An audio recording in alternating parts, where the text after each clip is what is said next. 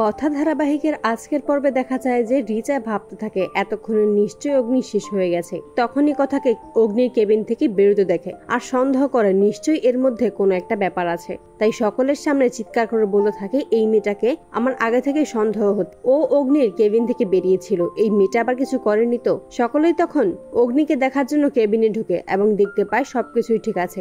অন্যদিকে রিচা যখন দেখতে পায় অগ্নির অক্সিজেন মাস্ক লাগানো আছে, তখনই ভাবতে থাকে আমি তো সরিয়ে দিয়েছিলাম, তার মানে ওই বুলি মেয়েটাই অগ্নিকে অক্সিজেন মাস্ক পরিয়েছে। এই বুলি মেয়েটা খুবই চালাক, ওকে আমার রাস্তা থেকে এক্ষুনি সরিয়ে ফেলতে হবে। সকলেই তখন ডক্টরকে বলে অগ্নিকে যেন আরেকবার চেক করে। অগ্নিকে চেক করার পর ডক্টর বলে ওনার হার্টবিট একটু বেড়ে গেছে, ওনার ওপর অনেক এভাবে চলতে থাকলে উনি কোমায় চলে যেতে পারে।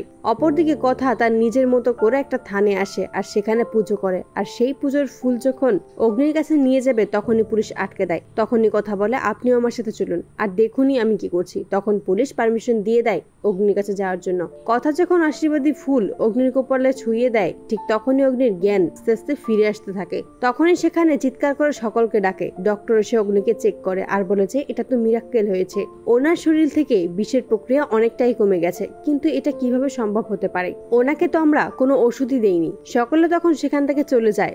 কথা যখন অগ্নির মাথায় হাত দিয়ে বলে পাচক মশাই দেখুন আমি আপনার কথা আপনার কাছে ফিরে এসেছি, তখনই অগ্নি অভিমান ছুড়ে বলে তুই তো আমাকে ভুল প্রমাণ করেছিস, এত বড় একটা সত্যি আমার থেকে লুকিয়ে রেখেছিস। তুই এতদিন আমার কাছেই ছিলি কিন্তু আমাকে নিজের সত্যিটা বলিসনি। আমি সবসময় তোকে সন্দেহ করেছি যে তুই আমার কথা। অগ্নি কথাকে বলে আমি মরে যাইনি বলেই আজকে জানতে পারলাম তুই আমার কথা। তখন কথা বলে এরকম কথা আপনি বলবেন না পাচক মশাই, আপনার কথা সবসময় আপনার পাশে আছে, আপনার ক্ষতি কখনোই এই কথা হতে দেবে না। তো বন্ধুরা তোমাদের কি মনে হয় কথা কি পারবে অগ্নির অভিমান ভাঙাতে? কমেন্টে জানাও। আর নিয়মিত আপডেট পেতে আমাদের চ্যানেলটি এখনই সাবস্ক্রাইব করে পাশে থাকো। ধন্যবাদ।